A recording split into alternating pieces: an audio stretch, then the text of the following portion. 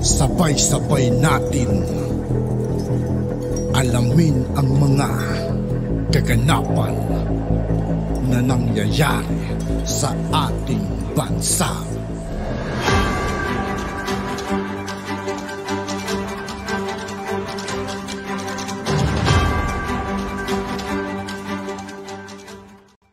Yo, what's up mga kaibigan? This is Aituki po again. Ngayon nandito ulit tayo sa channel ni Pinas News Insider. Dito ulit tayo magbibigay ng komento at reaksyon. Kaya samahan nyo. Oh guys, let's go! Ito ang balita ngayon. Viral ngayon sa mundo ng social media. Ang di umano'y balitang paggalas ni Vice President Sara Duterte sa Lakas CMD at pag-demote kay former President Gloria Macapagal-Arroyo. Nangangahulugan di umano na something is very wrong sa nasabing partido. Ito'y ayon mismo kay Attorney Salvador Panelo. Pangulong Bongbong Marcos tinawag ang atensyon sa mga kaganapang ito. Totoong kulay ni Martin Romualdez lumabas na. Ito'y ayon sa ating mga kababayan. Pero bago ang lahat, kung bago ka pa lamang sa lahat ng hindi pa nakasubscribe mga kaibigan kay Pinas News Insider, mag-subscribe na po tayo at huwag nyo rin pong kalimutan mag-subscribe dito sa aking channel. Aming channel, please huwag kalimutang mag-subscribe at i-click ang notification bell para mas maging updated pa kayo lalo sa lahat pa ng bagong video na i-upload namin.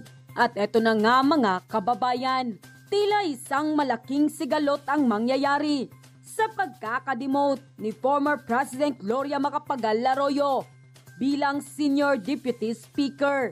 Nagbigay naman ng kaguluhan ang tila kaduda-dudang pag-alis ni Vice President Sara Duterte sa kanyang partido na Lakas CMD. Paniwala pa ng karamihan na na-insecure si Martin Romualdez kay dating Pangulong Gloria Macapagal-Arroyo. Lalo pati pinahawatig ni Pangulong Bongbong Marcos sa publiko na si former President Gloria Macapagal-Arroyo ang kanyang secret weapon. Ayon pa nga kay Attorney Panelo, magkasama lamang si former President Gloria Macapagal-Arroyo at Congressman Romualdez. Bakit kaya nangyari? Something is very wrong sa loob ng kanilang partido. Pinalaan pa nga niya ang Pangulo na baka masira ito sa mga taong sipsip na nakapaligid sa kanya.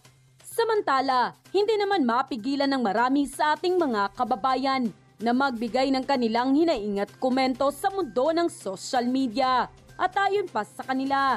At ikaw Martin, dapat harapin mo ng tapat ang pagiging speaker mo at mga gawain mo dito. Tapos na ang pagiging basang sisyo ng Yolanda. Maging maayos kang speaker. Huwag mo nang pagre-ready sa mga forthcoming na mga eleksyon, no? Magtrabaho ng taos sa puso. Kung si Romualdez tatakbo versus VP Sara. Kung mangyayari yan mga kaibigan, malamang sa malamang. Alam nyo na mangyayari. Kung sino ang dapat manalo dyan. Romualdez versus Duterte. Malabo mga kaibigan. Malabong manalo yan si Romualdez mga kaibigan.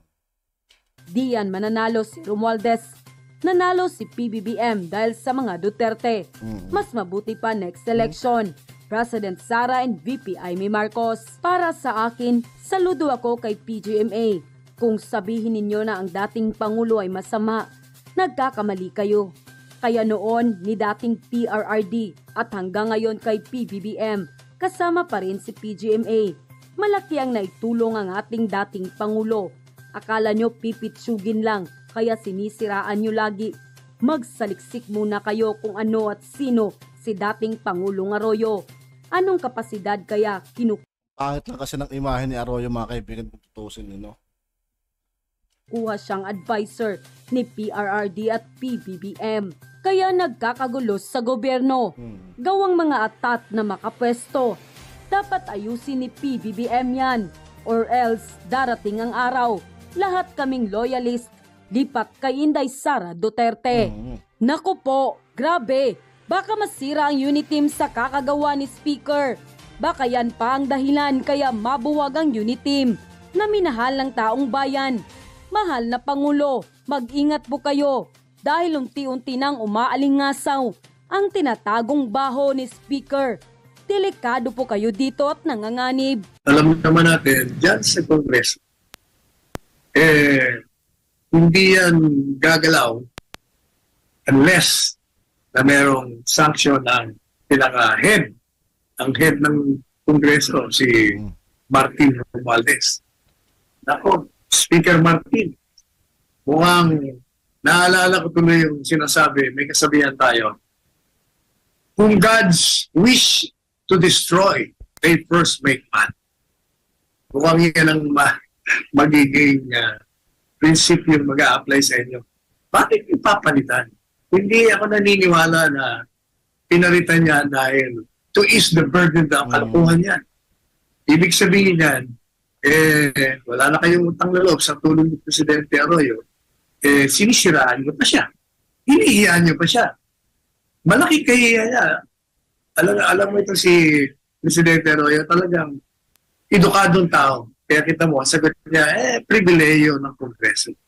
Kumbaga, hindi niya inilabas yung kanyang talagang reaksyon. Para wala ng gulo. Pero, I understand, si VP Inday Sara, nag-resign sa lakas. Yes, sir. Okay.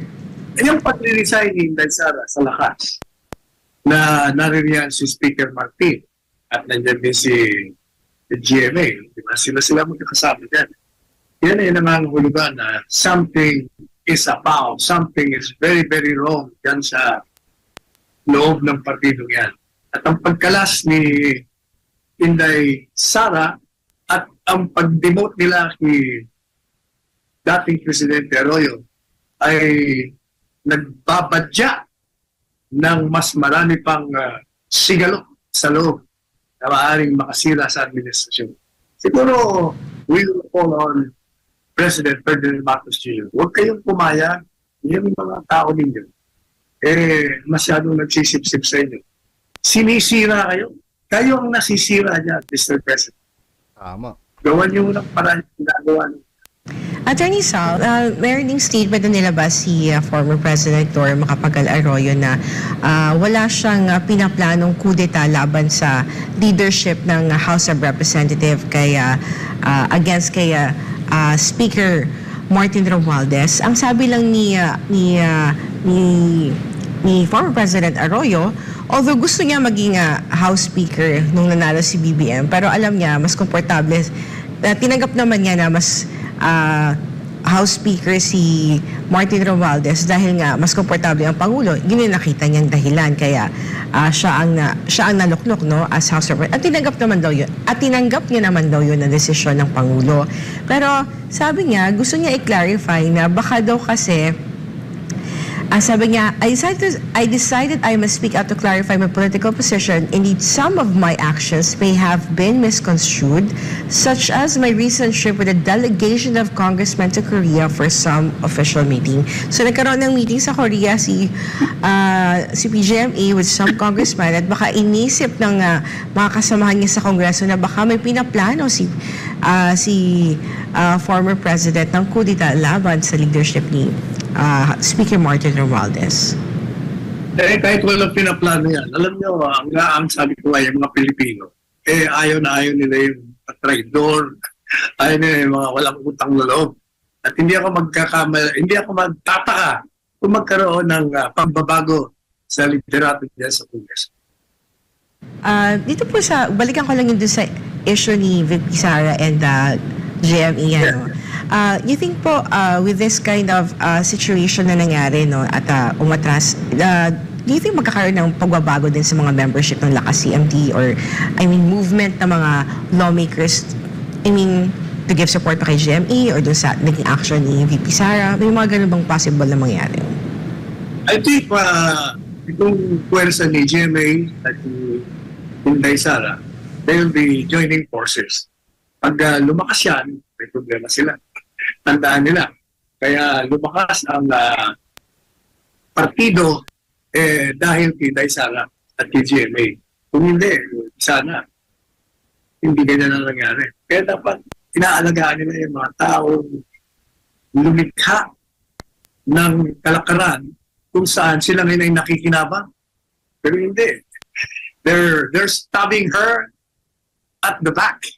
Kaya talagang maniwala kayo. Kakarmahin din kayo. Dagdagan ko lang. Kasi, although dininay ni now Deputy Speaker Gloria Macapagal-Arroyo na she's not plotting any coup against the House Speaker, that ngayon dinemote siya, tapos umalis sa partido si VP Sara, pwede ba ma-legitimize? Magkaroon siya ng dahilan na to oust House Speaker Martin Romualdez? Hindi naman kailangan na meron kang dahilan. Sabi niya nga, it's a privilege of the House to choose its leaders. Kung sa piling ng mga tao sa Kongreso ay hindi nakarapat-dapat yung speaker nila, palitan nila. At yun na nga mga At yun nga po mga kaibigan, dito po nagtatapos ang ating reaction video. Muli ako po si I2K ng Sundalo ng Donggalo at 811. Maraming salamat sa patuloy na pagsuporta. Yeah. Peace out.